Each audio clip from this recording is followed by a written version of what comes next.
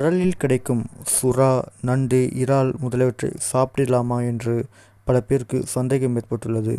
குர்ஆனில் அல்லாஹ் தஆலா இவ்வாறு கூறுகிறான். சூரா அல்-பக்ராவில் 173வது வசனத்தில், தானாக செத்ததும் இரத்தமும் பன்றியின் மாமிசமும் அல்லாஹ் அல்லாத பெயர் சொல்லப்பட்டதும் ஆகியவற்றைத்தான் அல்லாஹ் உங்கள் மீது ஹராமாக்கப்பட்டுள்ளான்.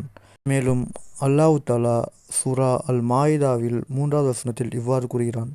தானாக செத்ததும் இரத்தம், பன்றியின் இறைச்சி, அல்லாஹ் அல்லாதவற்றின் பெயர் கூறி அறுக்கப்பட்டது, கழுத்து நெரித்து செத்தது, அடிபட்டு செத்தது, கீழே விழுந்து செத்தது, கொம்பால் முட்டப்பட்டு செத்தது, கரடி, புலி, சிங்கம் போன்ற விலங்குகள் கடித்து செத்தவையும் இவற்றைத்தான் அல்லாஹ் தஆலா உங்கள் மீது ஹராமாக்கப்பட்டுள்ள உணவுகள் என அல்லாஹ் தஆலா குர்ஆனில் கூறுகிறான். சுறா மீன், நண்டு, இறால் இவற்றையெல்லாம் சாப்பிடலாம் என இதில் இந்த வசனத்தில் தெளிவாக தெரிகிறது.